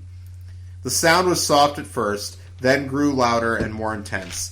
It was full of pain and sorrow. The young group had been through a lot, and would now need to cope with a death among them. It would not be easy. Qui-Gon knew, and there was still much work and challenge to come. When the last of the injured Vorzidiacs had been taken to med units and the dust had finally settled, there was a moment of calm, but soon the moment of peace was over. A large Vorzidiac laborer pointed an angry finger at the Freelies. "Look at what you've done," he said, gesturing toward the rubble. "How can we work?" "Have you no respect?" asked another angry laborer, shouting at the Freelies. "Have we taught you nothing?" "You've taught us plenty," answered a voice from the cluster of Freelies. "You've taught us that work is all you care about, and that this is what we have to do to get your attention." Very quickly, the scene erupted into a giant shouting match between the Freelies and the laborers. Qui-Gon watched from the sidelines beside a handful of retirees. The argument was going nowhere, each side convinced that the other was at fault. Qui-Gon was about to take a step forward when Obi-Wan separated himself from the Freelies and moved to stand between the two groups. "It is useless to lay blame," he said in a commanding voice. "I think you can all agree that the damage has been done." Obi-Wan spoke slowly and calmly, looking into the faces of laborers and Freelies alike. Qui-Gon felt a wave of pride well up within him. When had Obi-Wan become so wise? "You must work together to heal the wounds that have shown themselves today," Obi-Wan directed his plea toward the laborers. But in spite of the truth in Obi-Wan's words, Qui-Gon could tell the adult Vorzidiacs were not convinced. "My Padawan is right," Qui-Gon said as he joined Obi-Wan in the space between the factions. "The generations have much to offer one another." He placed an arm around Obi-Wan's shoulder. "In time you may understand that there is more to life than work and productivity. You do not have to agree all the time, but if you take time to listen, to learn from one another, the work you do together will become infinitely more rewarding." The words resonated within Qui-Gon as he spoke them. He hoped Obi-Wan understood that he was not just speaking about the Vorzidiacs. He was talking about the two of them. How much they taught each other. How happy it made them to work together, to depend on each other, to know that they would always be there for each other, even when they did not agree. With a glance at his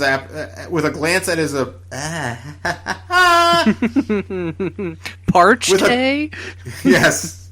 With a glance at his apprentice, he saw that Obi-Wan understood. The two Jedi did not need antennae to communicate emotions. Their bond was strong, unlike those antennaed freaks.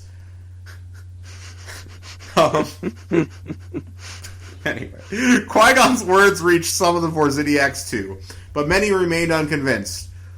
"Who are you to tell us what to do?" one of the laborers asked Qui-Gon, and Obi-Wan angrily. Chairman Port struggled to the front of the crowd, and Grath rushed to help him.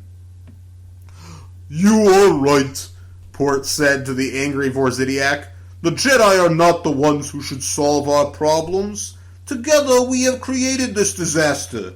He leaned heavily on his son. "And together we must work to resolve it." In only 2 days, the retirement complex had changed significantly. Almost every door stood open, including the front entrance that led to the courtyard. After work hours, the Vorzidiacs of all ages drifted in and out. Occasionally, the sound of laughter was even made down the once deserted hallways. Obi-Wan walked with Qui-Gon towards the exit, marveling at the change. The Vorzidiacs would need time to mourn Flip's death and the damage that he had done. The rift between generations would not heal quickly, but Obi-Wan was hopeful. The irregular beat of the Vorzidiac echoed down the hall. It made Obi-Wan smile and then stop in his tracks. It sounded like Grath. "Master, wait!" Obi-Wan called. He rushed back down the hall towards the familiar noise, and was not disappointed. Grath sat in a circle of chairs in one of the complex bedrooms. Taking a second to look, Obi-Wan noticed that instead of sleeping couches, this room had been filled with chairs and tables positioned for conversation. It had been converted into some sort of leisure lounge. Obi-Wan was pleased to see the converted room, but immediately sensed a sadness in the air. Grath stood and greeted his friend. "We were just talking about Flip," he explained. "The things he did are still very painful, but sharing memories of his is helping all of us." He gestured towards the other end of the room. A few of the Freelies, his father, Trey, and Trey's grandmother, Ina.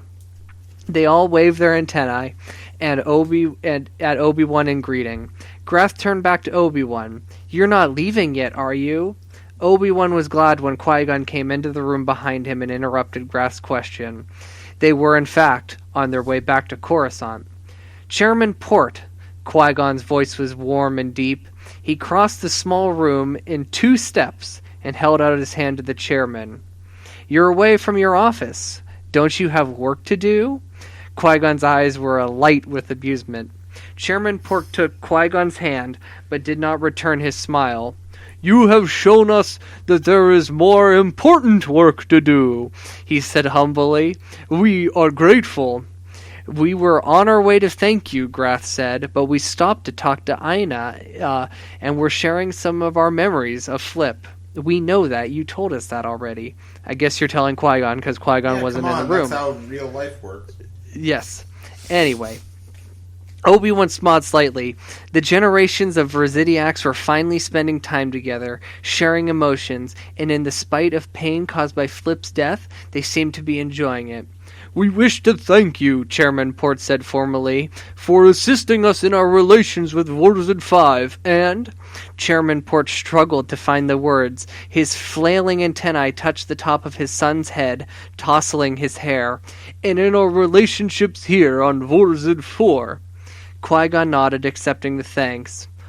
Oh, and we have a new plan, Trey said excitedly. For a brief moment, Obi thought she was talking about another Freely prank. The young people are helping to make an outside space for us, Aina explained. The laborers will be helping also, Grath added. Father is shortening the work week by 1 day so that there will be time. The Residiacs looked from one to another. Their antennae waved gently back and forth as they were riding a gentle breeze. Obi-Wan did not think he had seen any of them looking as alive and happy as they did right now. There is still much to be done, Chairman Port said, but we have begun, and together we shall finish. I believe you will, Qui-Gon agreed, but I am afraid it is time for us to go back to Coruscant. We have our own work to do. Of course, Chairman Port agreed. The Residiacs waved goodbye to the Jedi, and Obi-Wan followed his master down the hall. They did have work to do, Obi-Wan knew, and it was work they needed to do together. Our work is well begun, my Padawan, Qui-Gon said, breaking into Obi-Wan's thoughts. They stepped outside into the courtyard, and Qui-Gon stopped and turned to his apprentice. And though we are beyond the beginning of our journey, we are not quite at the end. Obi-Wan noted, I know, I still have much to learn. Yet you have already grown so much, Qui-Gon acknowledged. I am proud of you, Obi-Wan. I am proud of you, Obi-Wan, proud of what you have become. It is an honor to teach you, to work with you. I could not ask for a better Padawan learner. Obi-Wan beamed. Then to work, he said. Yes, Qui-Gon agreed. To work. This is like the end of Angel. Let's go to work. It is. Mm-hmm. Except it's just very as similar good. to the end of Angel. Just yeah. as good. Anyway, that is one of the best endings in TV history, and if you wanted more after that, then you didn't understand the ending. That's my take. Okay, so... It's better than the Buffy ending. You think the Buffy ending's better? It's a better episode than the Buffy ending, but the last shot of Buffy is like that's iconic, true. Legendary shit. That's true. Okay. The last line too. The last line too about it's like just the that the last Hellmouth in season of Cleveland Angel is is so the best funny. season of Angel, and the last season of Buffy is the worst season of Buffy. So that, but you know, Angel didn't have to go another 2 seasons. So, let's just make a Buffy podcast. There are enough books for that. Like you have no idea how many I of don't those want to books read there the are. books, my guy. Oh. Fuck out of here with that shit. Anyway, okay. You know what's funny about those books? I'm only going into this tangent because I used to collect Buffy books, and I luckily managed to find a fan to buy all of them. But almost, I would say 50% of the books were written by a lady by the name of Nancy Holder. So, like, apparently they have a Jude Watson of their series too. So, yeah, weren't most of them just adaptations of episodes? Some were, not all of them. There's a lot of the because there are junior novels of the Buffyverse, too. But yeah, there are some definitely some original stories going on in there. I'm pretty sure there was actually one where it was like, actually this was an Angel book, but it was like the puppet episode again. Yeah. But it was like Spike and Angel got transformed into puppets. So didn't that's in season 5? So didn't they both? I thought it was just Angel. The puppet episode? Yeah, I swear it's just Angel who gets transformed. I haven't watched Angel in almost a decade, but I'm pretty sure that was the last season with Spike as a regular, wasn't it? Yeah. Of course, So- but no, in this story, it's Angel and Spike, and together they get transformed into puppets. I thought it was the whole cast, though. No, it's just Angel. Is it just I Angel? think. I'm pretty I sure don't it's just remember. Angel. I'm tired. That's a Okay. great episode. Back to Star Wars. Let's go to work. It's like literally the last line of Angel. That's what made me think of it. Yeah. I'm sorry. So, Yep. Anyway, this book, The Threat Within. I think this is not like the worst or anything, but I think it's on the weaker end of the series, and the fact that I'm glad it's not the actual last book in the series. I think there's some interesting reflective character work here. I like the Qui-Gon Obi-Wan, like the Qui-Gon recognizing that Obi-Wan's like maturing and becoming a great Jedi Knight and all that stuff. I think that's all compelling. I think the comparisons that Obi-Wan draws to Melita Dawn are interesting. The problem is that I think the conflict here is very half-baked. And, like, the planetary conflict is very half-baked, and it's not... I don't have any clear set... Like, normally, the Jude does a very good job of establishing real... point of view for the opposing sides in whatever book it is, and I just don't understand. I mean, I understand that, like, okay, there's a work-obsessed culture, and it's supposed to be kind of like a light satire of, modern American culture, and I understand that, but I just don't think, and I just think the kids, like, doing these kind of terroristic acts, and they call them pranks. Like, it's just a weird tonally. I find it a bit strange. It jumps around. I just think this is. I don't think it's terrible. I don't want to sound super negative on it. I enjoyed reading it. I think the character stuff with our two main characters is strong. I don't find any of the characters in the book particularly compelling, like the book specific characters.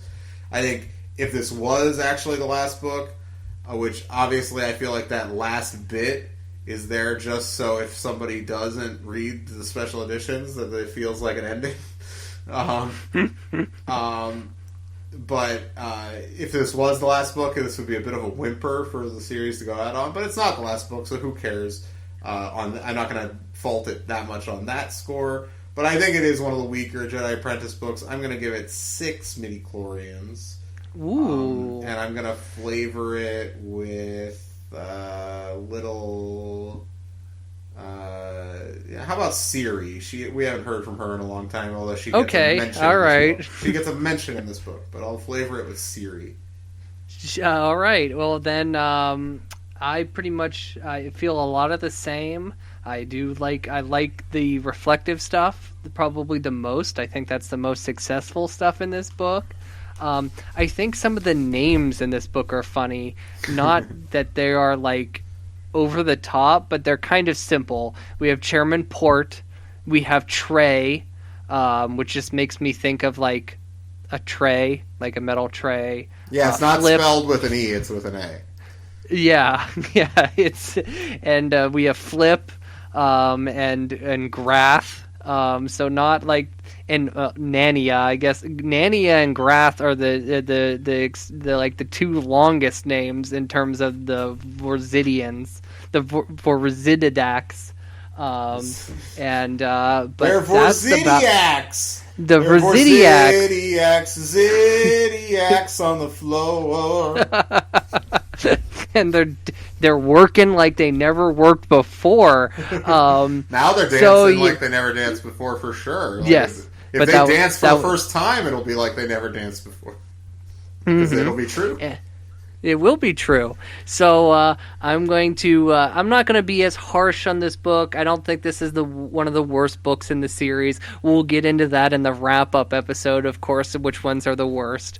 Not that any of them are particularly bad. They're all great, and I love this whole series. But I'm going to give this book. I'm not being as harsh on it, so I'm going to give it an 8, and I will flavor it the statue on the cover of this book, the very in focus statue on the cover of this book. So yeah. That's the... Okay. 8 midi-chlorians for that statue? Yes, 8 midi-chlorians from that statue. Look at the statue; it is totally in focus. So that's true. It's in focus. Everything else is blurry. That must be the Force. So, the Giver people. This guy made the Giver cover. That's so weird. That's such a great cover. I don't understand. I get that if he doesn't care as much about Star Wars covers, but like you'd think they'd be more competent at least. Like, Anyway, so. So wrapping up here, I already solicited emails, but once again, please email us at padawanlibrary@gmail.com. Follow us on social media, Instagram, Facebook, Twitter, at Padawan Library. Rate and review us, specifically on Apple Podcasts, but anywhere you want on Spotify. Oh, Spotify doesn't have reviews, but whatever. Stitcher, fine. If you want to review us, on Stitcher, that's cool, but the big thing is Apple Podcasts, 5 stars only, please. If you were terrified when we talked about the idea that the show may end sometime, you might want to review it and get us some more listeners. Because I'm going to say, we're very happy with our listeners, but if in 2 years we have the number of listeners we have, I can't imagine we'd try to find some other gimmick to base a Star Wars podcast around. To keep going, yeah. Yeah, I'm just saying, that seems like, you know what, let's just end it here. We finished our mission. So whatever, it doesn't matter. Hey. Sorry, I always bring up business on the show. I'm sorry. It's fine. I feel like our listeners deserve to know these things. They need to know the inner workings. Yeah. I mean, we agreed, on the episode I PayPal'd you that's just how we're going to do it. We're just going to I'm just going to PayPal you on the air every time. Oh, so that people know that the money is being spent. Let's do that maybe next week. Okay, we can do that. Remind me. We got a while still. All right.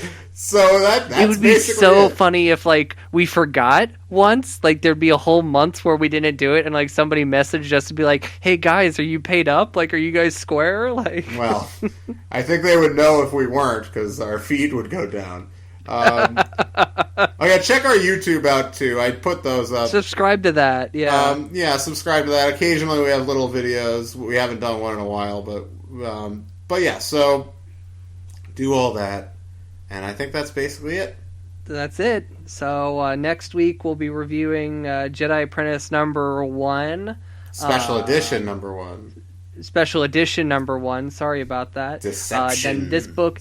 Yes, and this book, if you remember at some point in the show, this book came out in the middle of the series. Yeah, it came out near the end, but it was between book 14 and 15 or something like that. Mm-hmm. So...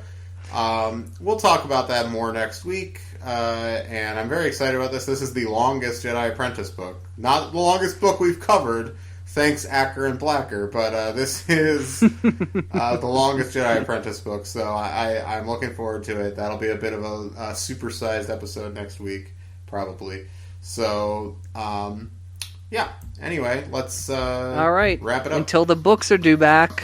The library is closed.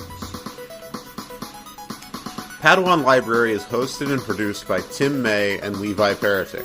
It is edited by Tim May. Our theme song is by the Astral Project. Our artwork is by Freddie Funbuns. Padawan Library is copyright 2019 by Tim May and Levi Peretic. All rights reserved.